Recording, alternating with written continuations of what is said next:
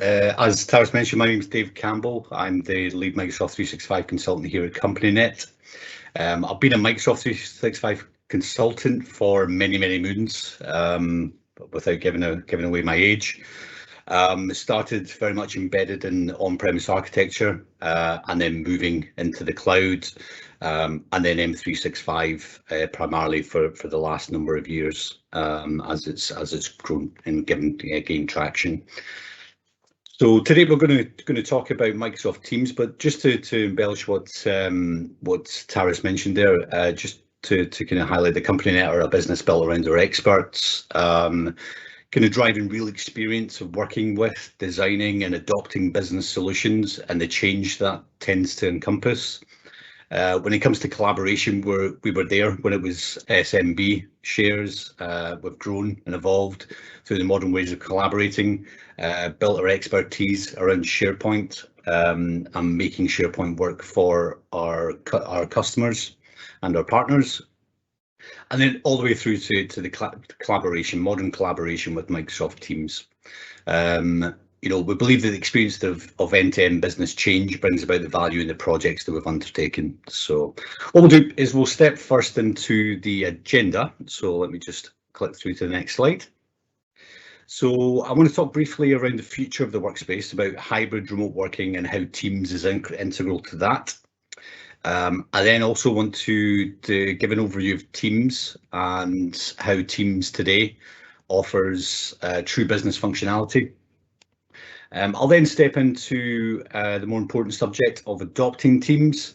Even if you've already adopted Teams, maybe give you some insights to how you can, foster, engage people, get people more involved in the platform.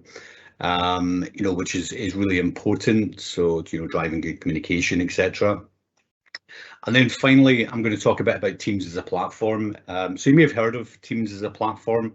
And this primarily highlights the fact that Teams can be your platform for your line of business apps, your custom apps, your third-party apps, and various ways that, or business processes, even just bare ways that you can kind of really increase the kind of productivity of Teams itself. So let's start by going through the future of the workplace. Now, with the many changes that have had to make as businesses and humans over the last 12 to 18 months, it's been hard to embrace the new normal. Driving collaboration across the hybrid scenario can sometimes be challenging. Although there has been an improvement in work-life boundaries, that's certainly definitely the case. Excuse me. Managing the challenges of remote traffic control as well has been a bit of a challenge. So with all of your staff base working from home, or the majority of our staff base working from home, the challenge of whether to send things down the VPN pipe and surface things at the corporate network, or instead by using split tunneling and sending all of the Microsoft traffic to Microsoft endpoints, still with all that security on top. So definitely a challenge, and one that a lot of organizations have embraced and have embraced really well. Another thing is the social and business interaction. So obviously with not being in the office, it adds to, as I say in the last point there, the isolation that we feel, because sometimes we can feel a bit disconnected from our teammates. And generally, Teams is a way that we can mitigate that in feeling more included or more part of the kind of conversations that are still happening within our teams. And the office can be anywhere, that's definitely for sure. It can be your spare room, it can be your living room, it can be a cafe. Well, now it can be a cafe outside, of course, but yeah, it could. I mean, the office can be anywhere, and it's not going to change. The time that we spend in the office now, I think, is going to be drastically reduced with all these great kind of modern tools that allow us to work really from anywhere, but still to have that really clear and kind of poignant kind of productivity within our organizations. And one of the ways that we bridge that gap is by using Microsoft Teams. And Teams, such a powerful tool, so much functionality in there, always changing, always evolving, which we'll discuss a bit later in today's session. But it's also worthwhile noting that we need to think about and plan and strategize and customize the way that Teams looks and feels for us as a business, to ensure that we get the most out of it. And from that kind of conversation comes, pulling in, departmentals, business IT, and kind of various other people who will have a clear role in shaping Teams to be what it needs to be for your specific organisation. So worthwhile noting, and you'll probably find I'll reiterate that as we step through today's session. So let's step on through. Now, I would hope that most organizations are using Microsoft Teams now, or maybe something else. But what I'm going to do is give you an overview of some of the features, some of the ways that Teams can assist with certain business challenges, and then also dive a bit deeper into each of those elements and talk more about what the functionality gives us. So a kind of whirlwind refresher of Microsoft Teams in a sense. So if we start looking at some of the functionality I've pointed out here, so meetings, live events and webinars, live events like we're kind of hosting today. Meetings, generally video meetings, what kind of functionality we have in them. There's so much there, which I'll talk about in a moment. Chat-based workspace, so bringing chat really into the kind of the place where it needs to be. You'll probably hear me talk about different places where chat is extremely important. Anything from one-to-one chat, group chat, channel chats, document chats. I'll talk about them all. But yeah, so we'll talk about that in a moment, just to kind of highlight some of the ways that Teams assists there. Modern collaboration, so the ways that we can collaborate better when we use tools like Microsoft Teams. I'll talk about that as well. Deep app integration as well. So we'll talk about the Microsoft apps integration. We'll talk about third-party app integration. We'll also talk about custom apps. We'll leave most of the custom app conversation to the Teams as a platform element a bit at the end of today's session. And a few important guidance, but guidance when it comes to application and controlling the way that things are adopted and used within your business. And then removing complexity. So, with Teams, it's such a complex tool. Well, I mean, some people do believe it's still quite a complex tool. There's a lot of functionality in there. So we'll give you some kind of ways that you can mitigate that. And a lot of those methods that we'll talk about can be are a vital element when it comes to the adoption aspect of Teams as well, and getting your organization ready for the big business change that it comes with. And then minimizing context switching. So content switching is such a major issue. Won't spoil it just yet, but I'll talk about that more when we come to that aspect. So let's break into each individual one. So meetings, live events and webinars. So much functionality to talk about here. Meetings now have the ability to be recorded, to be shared, to have apps integrated into them, whether it's a planner, whether it's a whiteboard, various ways that make our meetings more interactive, as if we were sitting in the office.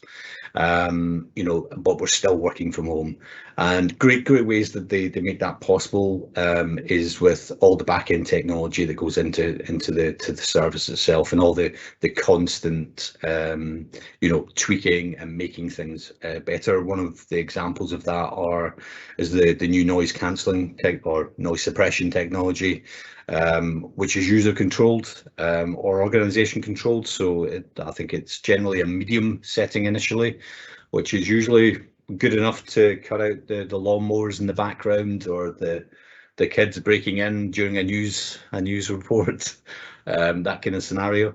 But you can increase that, you can lower it, you can test it out, you can play with it, because it is a great technology, and it's something that's included in Teams without any extra cost, which is even better.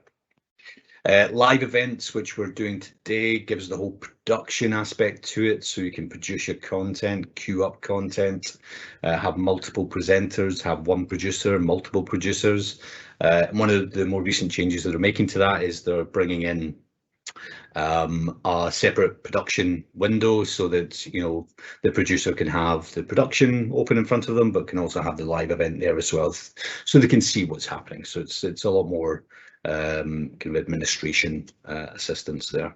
Another thing about live events is, one of our customers, Mencap, we assisted them in using live events at the start of COVID as a sort of virtual town hall meeting, where staff could directly ask questions of the senior management team, which worked really well and solved a real business challenge. The great thing about these elements is that they can be used and adopted in ways to drive better ways of engaging with your staff base, and this is a prime example.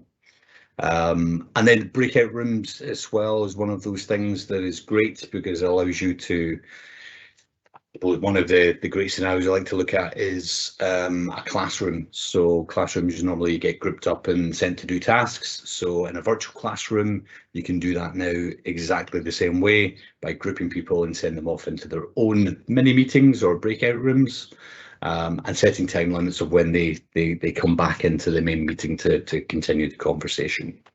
So really good functionality there, and webinars as well, which is only just now coming to Teams, is another meeting method. Allows pre-registration and kind of various other kind of good stuff that allows you to create really good webinar experiences for either your internal staff or for your partners and customers. So great ways that the Teams is evolving in that particular aspect. So if we look at the next one now, which is the chat-based workspace. Now, we'll all be aware of the one-to-one chats. This works exactly how Skype used to, how MSN Messenger, does anyone remember? I don't know, I'm asking that question so I'm going to get a response, but MSN Messenger as well, that kind of thing. So general one-to-one chats, you have rich messaging extensions there, you can edit, you know, with rich text. You can mark importance, you can add attachments, you can add emojis and GIFs and that sort of thing. You can apply retention to chat as well, so that, you know, one-to-one chat is probably a bit more restrictive or retained for a lot less time, whereas channel chats, which is another way of chatting, and I'll explain in a second, is retained for longer because it's more important, because it's conversations about projects, about other things.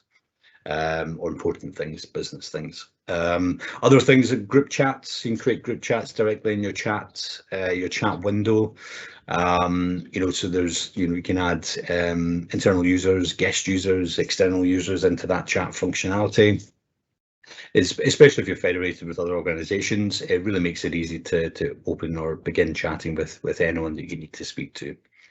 The channel chats is one of these things that's extremely important. So your team structure is, you have your team, you have your channels, which are your individual elements of that team. And maybe one of those channels is projects or something similar, which hosts a lot of project documentation. So the chat for that particular project or that project space can happen directly in that space. So all of your chats are relevant to the subject matter. All of the attachments and information that you're sharing in those chats is all included in that channel. So it makes it easier to have those conversations. And then one thing that I'll mention in modern collaboration as well is the ability to chat when you're editing documents as well. But I'll step into the next one and we can kind of talk about that there. So yes, modern collaboration, very much the buzzword at the moment, but it's so important. It's such a great introduction of technology that makes it possible to kind of do so much within your teams. You know, things are, I suppose, Teams itself, I mean, the back end for the document storage and management is SharePoint. So everything that you can do within SharePoint Online, you can do within Teams, but what Teams gives you is that chat interface over the top of that. So things like co-authoring of documents, you can have, you know, up to 10, you can have more, but just don't tell Microsoft. You know, so you can have loads of people in your document, co-editing, making changes all over the place. It gets really confusing sometimes if there's too many people in there, but You know, the important fact is you can have more than one person working on a really important document. You know, it could be something like a slide presentation, you know, maybe this presentation for today's webinar. I could invite Taris into that to author that with me. He could be making changes to his slides, and I could be making changes to mine. So it's really such a great way of kind of collaborating in the modern day. Also things like discussions on documents as well, not just happening in the channel chats, but they can happen directly in the document. You know, you can have conversations and, you know, even include those conversations around your comments. I almost see it like an evolution of comments. You're having a chat, you're referencing, you know, certain aspects of the document. So much kind of good stuff there. It's great. You know, and then integrating, you know, things like Planner into your chat, so you're chatting about things and giving each other tasks is also a great thing, and that can happen directly in the team or within a group chat or within kind of the teams itself, which is fantastic. It's such a great function. So that modern collaboration is key, or is one of the most poignant features of Teams that kind of brings to your organization. So next year we have deep app integration. Now, Microsoft have all of their standard apps, all their Office apps are deeply integrated in there, the web elements of those, but also integration to the client apps. So if you have a document in Teams, you can open that directly in the Teams client, or you can open it directly in your Office client as well. Still editing the document that exists within the team, so you still have that kind of structure there, which is really, really good. Over and above that, you've got things like Planner that you can integrate, or you can add it in as kind of tabs, or, you know, into conversations or into meetings. You can have applications embedded in there as well. So various kind of Microsoft apps and Forms and Power Apps, which we'll discuss later. You know, you can create a kind of Teams app that kind of presents that, or you can create a tab that has the Power App there as well that can be easily utilised by your user base, which is brilliant. There's also the third-party apps. Now we'll talk about them at the end, but there's over 500 now. You know, I think it's probably a lot more than that. Generally, Microsoft guidance is to allow all of these apps, consume them all. You must add them all to your teams and consume them and use them, and, you know, kind of that kind of message. But what I would probably add to that is generally you would want to block those apps initially until you've assessed them, you know, in accordance with your own governance, with your own kind of processes and guidelines, to ensure that, you know, what they're giving you is valid for your organization. So things like Trello, you know, is that giving you something that's directly accessible within your tenant? Is it something that's going to be accessible within their cloud tenant? And there's certain things you need to think about there. So there's ways that you can do that, you know, by controlling and limiting what apps can be utilized. But then you can also, once you've assessed and approved apps, depending on the approval or a specific approval process, it's been assessed, it's been approved, then you can roll that out to the organization, app by app.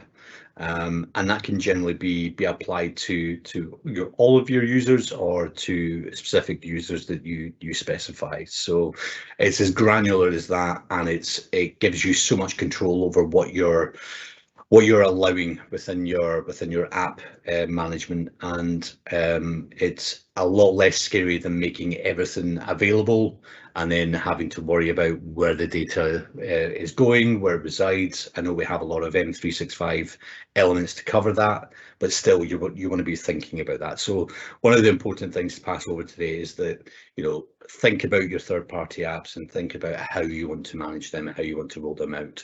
Bringing in an approval process is a great way to go. So that's your third-party apps. Now you can also create and embed and integrate and all this kind of wonderful stuff. Custom apps or line of business apps.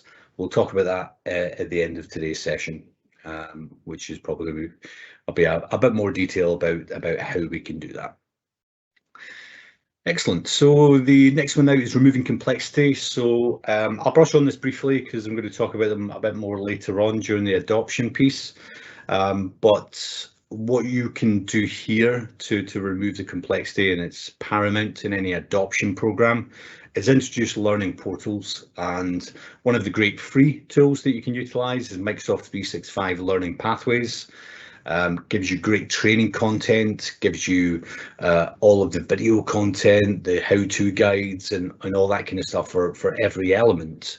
You can customize that in any way you wish, and you can even create your own custom content in there, which is fantastic.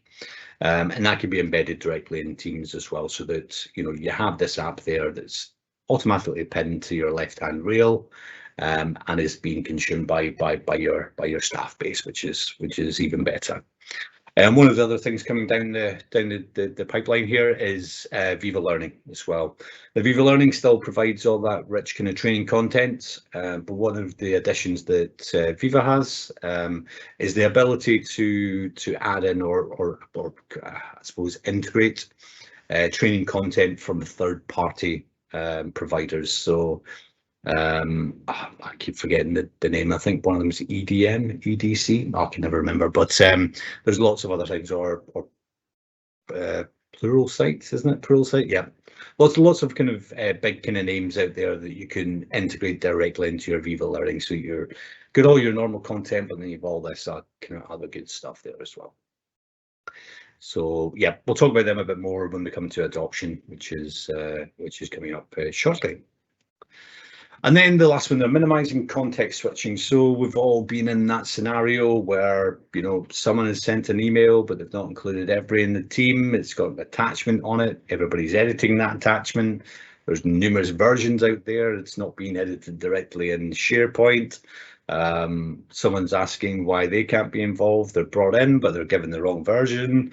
And my God, the chain goes on so kind of so badly. But generally, what you kind of need to do is to kind of mitigate that sort of activity and bring teams into the organization, or if you've already brought teams in, you should be seeing a reduction in that sort of behavior, because everyone's using the collaborative tools within Teams. So SharePoint is the back end to Teams, so you've already got that SharePoint document library.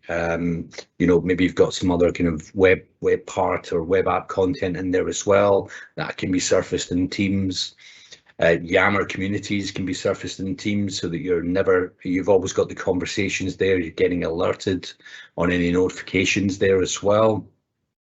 What Outlook as well is you're able to kind of send emails or forward emails into your kind of Teams channels, so that if it's something valid for either the support desk or the project or something similar, then you can forward that into the kind of Teams channel, and that appears there as a kind of an output of the message, and it's easily readable, and it's still got all the content. The email still exists, but you've just got that content within the Teams platform, and you can have that sent directly to the channel, so your conversations are still happening around the aspects that matter. Yeah, so these emails matter to the project, matter to the support desk, or whatever kind of tier we're looking at, and you're still then able to converse, deal with those emails and comments, and do all the kind of good stuff that helps you kind of get there.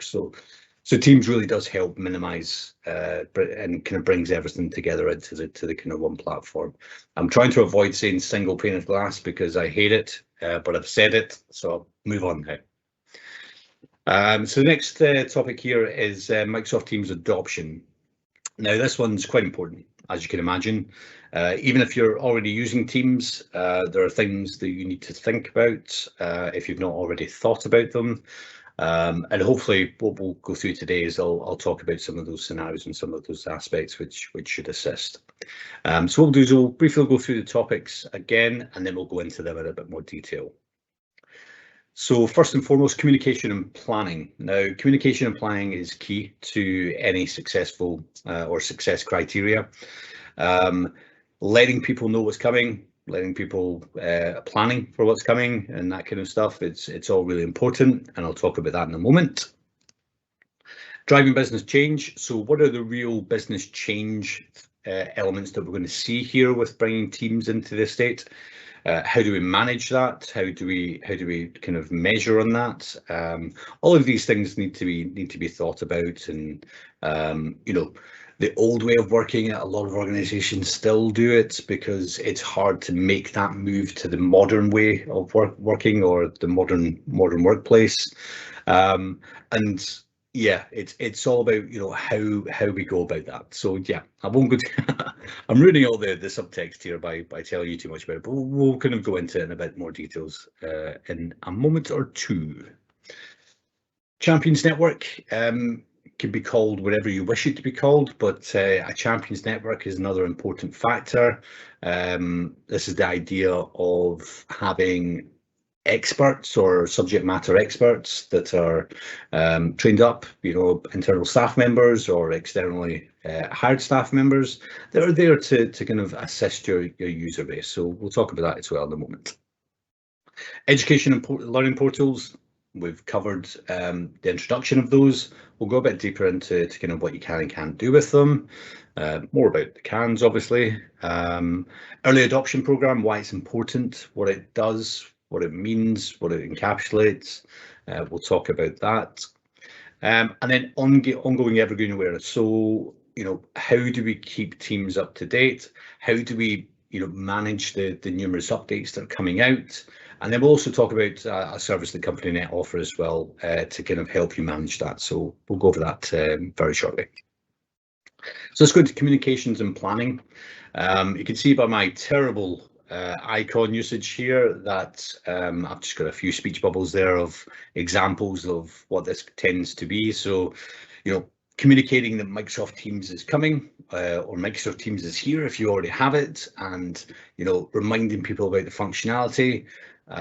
Here's what it can empower you to do. So give people the kind of basis of what it's going to bring to the table, and how you can kind of use that technology to kind of enhance how you work on a day-to-day basis, and how you collaborate with your colleagues and with your other teams as well. And here's the rolling out plan, etc., or the plan for rolling it out. So, you know, it's all about communication. You know, letting your organization know about every aspect that's coming is key for them to be aware and get ready for the kind of change that's coming as well. Another thing is the planning as well. I mean, I mentioned earlier about getting kind of the important teams involved with that, like business IT, you know, HR, marketing. I mean, everyone would need to be involved to start building a team's landscape or a team's structure that is right for your organization, but not just right for your organization, but right for your individual departments, individual people. So it's important to start communications and planning early, and that is a consistent, ongoing thing that needs to be in place, because planning and communication still needs to be around the kind of changes that are coming down the pipeline for teams as well. So always something that we should think about, and very, very important. Next up is business change. So I've pointed out a few things on the screen here. But we know that business change is inevitable, and the change doesn't come any bigger than when you're modernising your tools and your ways of working and introducing teams. So measuring against the biggest kind of benefits of introducing something like Teams is always going to kind of be a good thing, but then managing the change with your communications, with your champions network, with your education and portals, with your early adopters program, you know, planning this out and testing things, giving feedback back into the project. There's various ways that you mitigate and manage that change. But things that we're pointing out here are modernising business processes by introducing new technology that makes things simpler, even bringing in the Power Platform for real process automation, which we'll discuss in a bit. Reducing the dependency on email. So by bringing a lot of the conversation and the communication and document sharing and management within Teams platform, you're already making headway to reducing that dependency on email, which is such a good thing, because that send all thing is, yeah, it's problematic. Collaborate in better ways as well. So, you know, I think we should be aware that what I've kind of talked about there is all about the collaboration. So it's all about making you collaborate in better and more intuitive ways, and just the very introduction of Teams brings that immediately. But it's important, as I mentioned, to think about the other aspects of that. You know, teaching your staff, educating them on how to use the products, how to use the collaboration tools that they have at their disposal. You know, implementing Teams is not easy. There's a lot of stuff they need to think about, a lot of people that need to be involved in that. But as long as you understand that kind of challenge, and then also introduce the right elements to meet those challenges, then, you know, success is almost guaranteed. Increased productivity with all the functionality we're talking about here. Productivity is going to be instantly increased. You know, people are going to be more efficient. You know, with even the introduction of Power Platform into Teams as well. You have the ability to kind of to automate some of the really kind of repetitive and stagnant processes as well. So increasing productivity is one of the things that generally with a Teams instruction you'd be eradicating.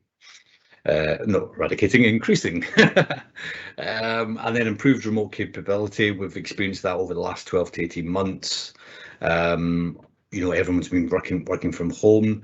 Teams has been a cornerstone to making that a success, you know, for a lot of organizations.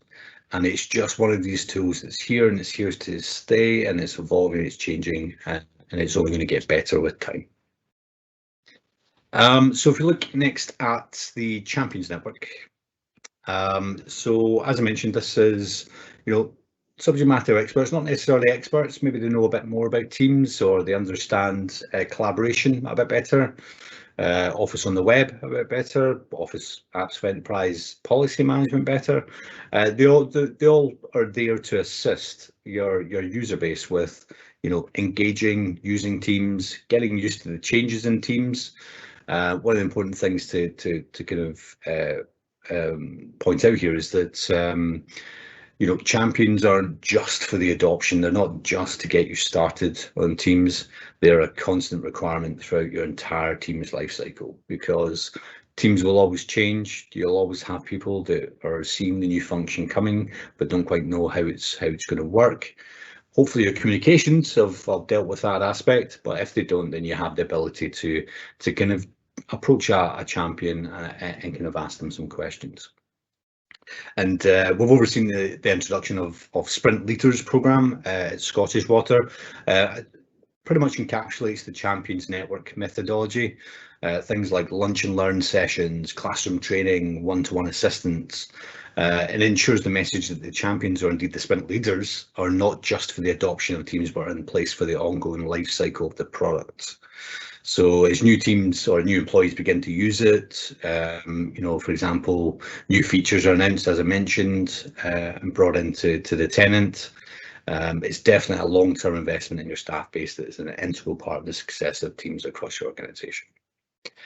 So yeah, let's go on to the next one. So again, education and learning portals. So very important, because it gives you self-learning that's available to anyone within your organization to be able to go and get the understanding of the technologies that they need to kind of to work with them.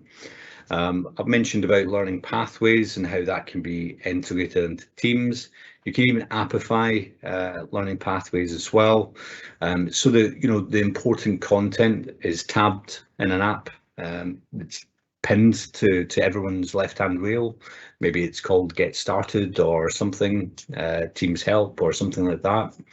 And it allows people to have that always available path to kind of click on the application, and then they're instantly given this portal of content, which, I mean, a lot of it, I mean, if you've seen any of the Microsoft Learning content, it's really, really good. And it talks about things in layman's terms, and it's really easy to get to grips with. So such an important thing, and it just works so well. And most of all, it's free. You know, we love free stuff. Free stuff is amazing. And the great thing about Learning Pathways is all it really requires is a SharePoint site. So, you know, even the installation of it is carried out by the PMP, so it's plug and play. So it's simple. You know, and updating it is all very self-explanatory. It's all the web part that is included in the SharePoint site is the important part that needs to be updated, but it will tell you when it needs to be updated. And then it's just a case of running through the installation process to get that to kind of update. So a great way of introducing the kind of training content or the products, the elements of Teams to your organization, or if you've already got Teams rolled out and using it, then and how to better kind of make the most of it. And the other there is Learning Pathways. Sorry, it's Viva Learning. Sorry. And the addition that this brings is the third-party learning kind of resources. So if you're subscribed to some learning content that you generally distribute to your staff base, then this is a great way of kind of you know, making that presentable in Teams and consumable. Viva Learning is still very much coming. I think it's in preview at the moment. But it's something that you should be aware of and maybe look to plan to incorporate into the organisation. Costing wise, not quite sure yet. Hoping it goes down the routes of the other elements. Well, one of the other elements where it's free, but it could be the cost. But we won't know this until more details are released.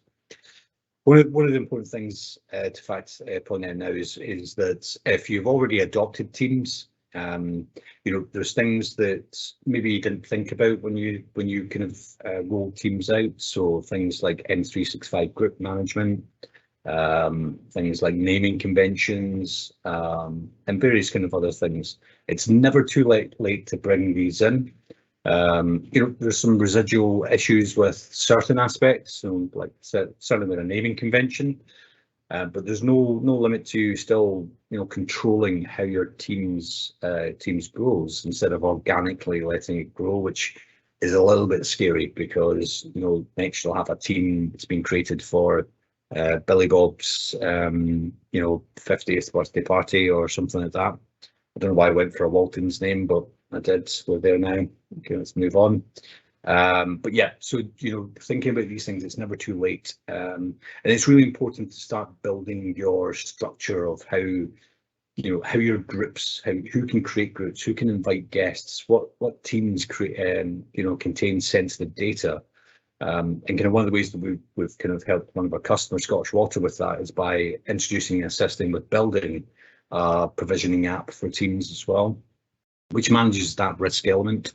You know, what kind of risk is involved in the team, what sensitive data is involved, and it's all about, you know, what happens with that team, what retention's applied, what kind of group labels are applied. So there's lots of really good stuff there that kind of manages what you can and can't do in there. So very important to think about those things. If you haven't done prior to adopting Teams, now.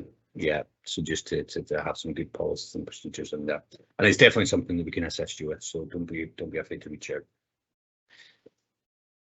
Next up here we have the early adoption program. So again, this is introducing Teams to a small subset of users. You know, maybe a pre-program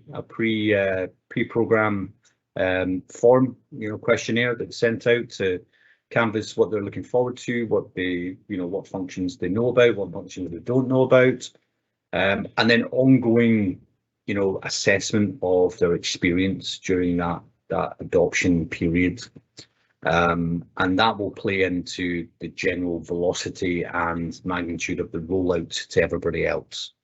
You know, things like, how did you find this? How did you find the live events? Have you used live events? Have you used meetings and various other things? And then part of that is you've also got your usage data within Teams in the back end. So you can analyze how people are using Teams, still remaining anonymous, so you can pull out data anonymously, just to see how people are using Teams, how many channel chats we're seeing, how many teams have been created, what kind of labels are applied to that Teams. All the kind of really good usage stats is really important to see as part of that early adoption program, so that you can build that into the project and then manage the rollout based on that data. So great ways of doing that and assessing what functionality is the most important for people. And then the ongoing Evergreen awareness. So as I've mentioned throughout today's presentation, Teams changes all the time. There are so many different elements being brought in, and some of it it's hard to control because it's bringing extra functionality. But then generally some of the things you won't be able to control necessarily. Things like the way that meetings looks. So maybe a button's moved to a different location, but being aware of those changes coming. So it is the first step of that, yeah. And a way of seeing it more further down the line is by looking in the roadmap and assessing what's coming in the roadmap, which increases the visibility of the changes, gets you ready for that, but not just you as an organization, but your user base as well. You can start your communications, you can let people know what's coming, what to expect from the change, and more importantly, where to get content to start learning about it. And that's where learning pathways and Viva learning comes into play beautifully. What we do for a lot of organizations is a cost-effective Evergreen service. And what this is, it's a case of we assess the messaging center, we assess the roadmap, we assess the blogs, we know what's coming from Microsoft, direct interaction from Microsoft to gather that data as to what's coming down the pipeline. Not just for Teams, but for M365 in general. And then we feed that back. We kind of filter that for you as an organization, and we present that back to you to let you know of the changes, let you know what you need to do to kind of make your user base aware of this, and how to best go about that as well. So it's such a great functionality, really cost effective, and it works superbly well. So it's something that please reach out to us if it's something you have interest in. We do this for a number of our customers with great effect. Organisations like Scottish Water, a student loans company, and the Scottish Government as well, which is good to see. And they love it. We love it. We love doing it because it's great. We love the technology, so it's great to talk about it and expand on it. Excellent. So last on today's agenda is Teams as a platform. Now this is, as I mentioned earlier, it's about utilising Teams as a app platform or a platform for customization, business processes, various other things. So as I mentioned earlier in today's session, there are a lot of apps out there at the moment. I've got here 500 plus. It's probably exploded since then, but you can see some of the examples up in the list here. It's really important to assess and manage those apps prior to rolling them out to the organization. Even though they've been assessed by Microsoft initially, they still come with their own governance concerns and security concerns. So you as an organization should feel obliged to assess these prior to utilizing them. So that's definitely what we would recommend definitely today. Next up, just to give you a kind of a more granular look at how the apps are structured. So down at the bottom here, we have the Office 365 apps. So that's Word, Excel, PowerPoint, OneNote, all the kind of Microsoft stuff that I was talking about. Skype's still on there. Okay, to modify that. But yeah, and then partner applications, so that's third-party apps that I've been mentioning. Poly AI, Trello, GitHub, Adobe, right? There'll be some of these, I mean, GitHub especially, because it's a Microsoft-owned product now, and it's now embedded directly into the messaging aspect of Teams. It's something that you may assess quickly and get it kind of delivered and out to your organization, but generally out to the organization that require it. So what area of the business needs that? So yeah, so those are the ready to use apps. You know, if you don't control the applications, then they're all consumable and downloadable and usable within the App Store. If you do control it, then just the Microsoft ones are available until you make the other ones available as part of the kind of the policies at the back end. And then we've got the custom apps. These are things like department tools, employee resources, support and info, processes and workflows. They can be absolutely anything. And the way that, you know, Teams integrates with these is pretty seamless, as long as the solution's been built in a great way. And the kind of vertical solutions like retail offerings, banking offerings, manufacturing, healthcare, you know, all of these things can be built within the custom apps element and utilizing the Power Platform and kind of provide something really good. So let's look at the platform capability. So what can we actually do within Teams? So notifications plays really well into this. This is the wee bell at the top left of Teams client, because a lot of the applications, you know, play into the notifications. They'll give you a notification that maybe an adaptive card is waiting for you, or something within a team. So, you know, interaction with the notifications gives you that extra element of being aware of what's happening within the app. Tabs, we've mentioned this as well. Every channel that you create within a team has tabs. You can add tabs which are Power Apps. You can add tabs which are websites. You can add tabs which are, you know, somebody's notepad file. You can open anything as a tab, really. As long as that's available as an application, then it's able to be added as a tab or available as a consumable service. Rich cards, so adaptive cards, this is great technology. It allows you to provide adaptive cards within Teams, which can be sent via Power Platform, you know, Flow or something similar. And that presents the kind of team or the user with information. But then more importantly, it allows them to take actions on that information. So, you know, whether that's drop down boxes, text fields, date pickers, or, you know, stuff like that. And coming soon, attachments as well can be in that adaptive card. It just makes things so much easier when you have all of this data that's been pulled from elsewhere, provided to you via an adaptive card, and then you can take action on it, you know, approve, deny, you know, if it's an approval process, that kind of thing.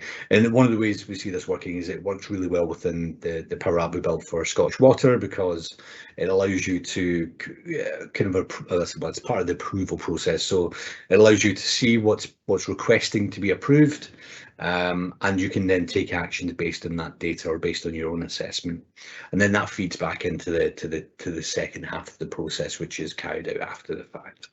So such an important and really powerful thing. Bots and Power Virtual Agents as well. So, you know, I'm pretty sure we're all aware of what a bot is now.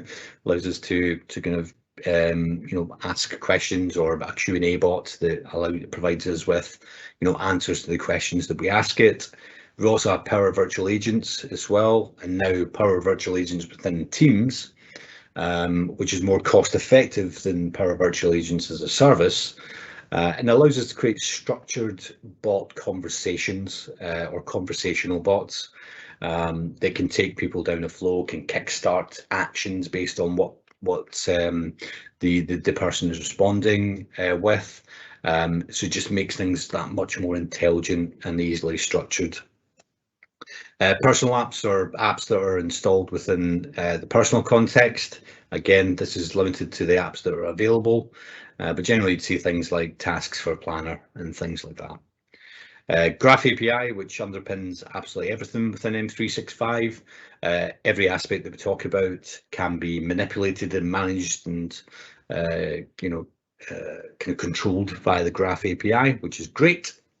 And then we've got Power Apps and SharePoint Framework to bridge existing solutions. So we'll just step into kind of Power Apps briefly, or Power Platform. So it's all about this citizen developers, or these three tiers of developers: citizen, IT, and pro. Now with citizens, we talk about, you know, everyday users being able to utilize Power Platform to be able to to kind of to create, you know, apps or flows or portals that really help to kind of to automate their own internal or departmental processes.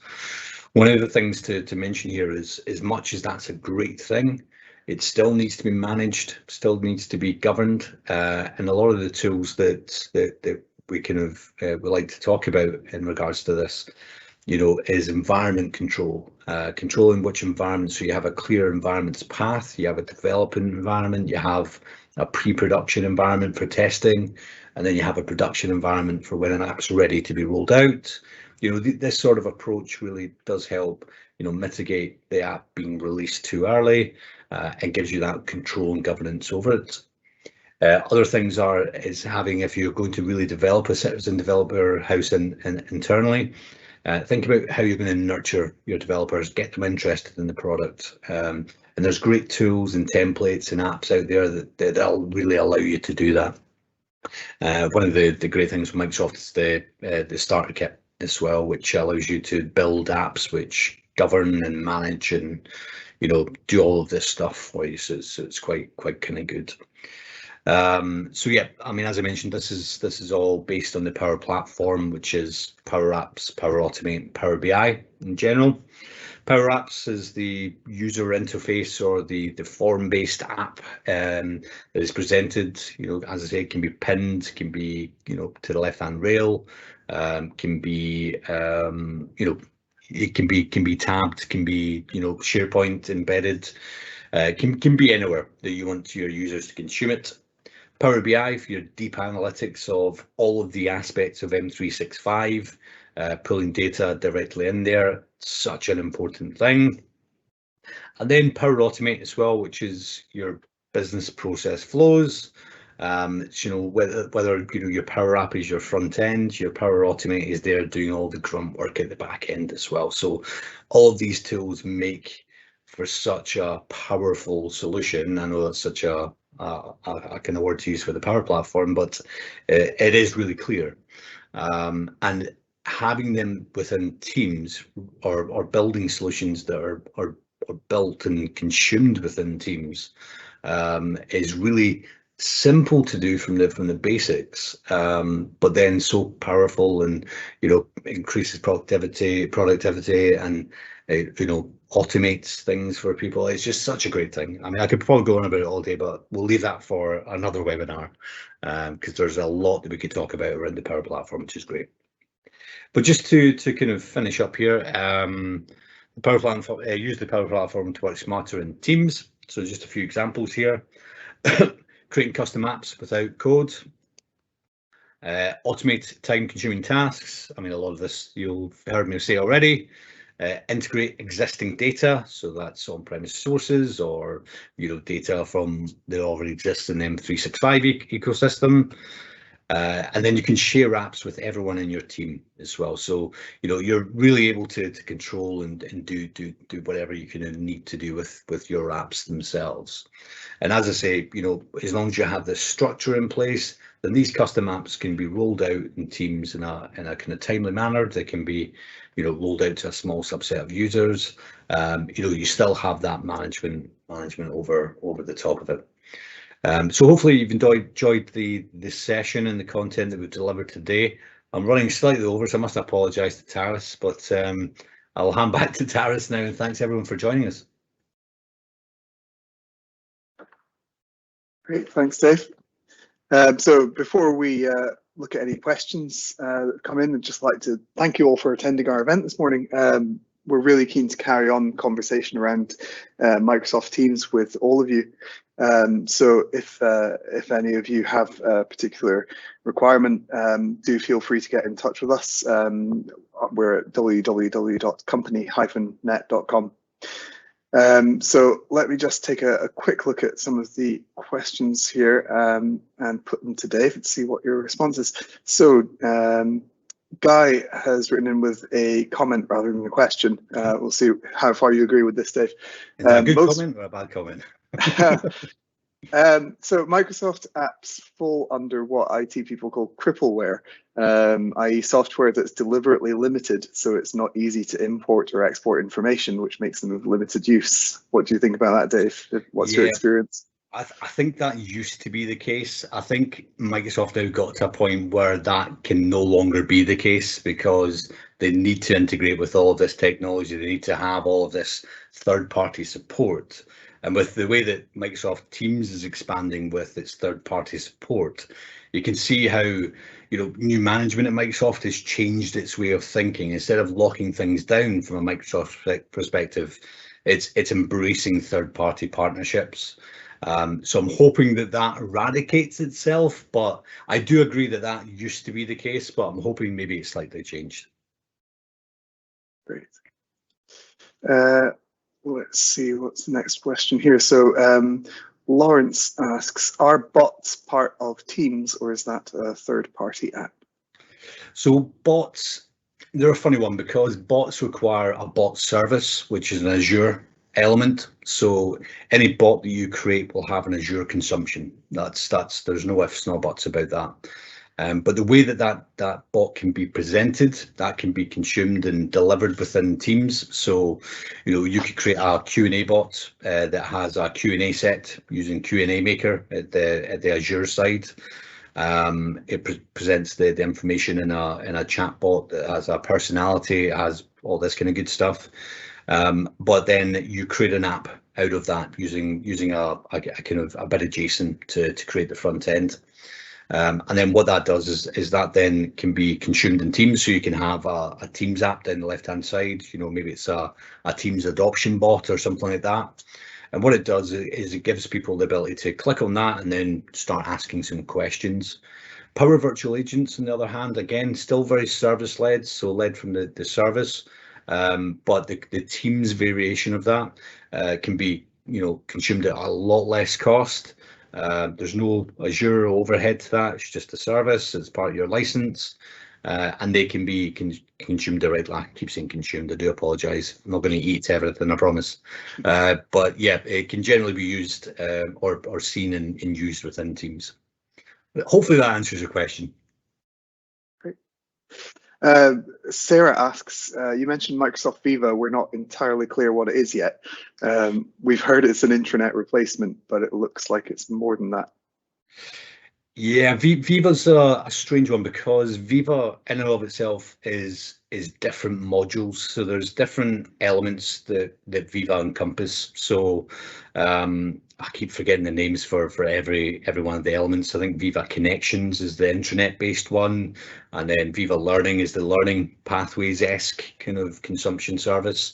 There's also I forget what the name of it is, but one it's more like an appendix of data, so that allows you to, have I suppose I want to say dictionary, but it's not a dictionary, a thesaurus of definitions that you can present and use within your organization. So each individual element is separate. They're still under the Viva banner, but they all have different cost models and various things. Still not a lot known about a lot of these aspects. I think Viva Connect, I keep wanting to call it Viva Connect, I'm pretty sure it's Viva Connect, is the only one that's kind of readily available at this moment in time to kind of in preview. Great. Okay, I think we'll wrap it up there, as I think we've already gone over time. But thanks again, everyone, for attending today. Hopefully you found this event really useful. This is part of a series of events, so we'll be in touch by email to let you know when the next one's coming up. We'll also be sending out after this event a recording of this, plus a feedback survey, which of course I'd really encourage you to complete. If in the meantime you want to drop us a line about anything that you've heard today, the address is on the screen now, company-net.com. Thank you very much.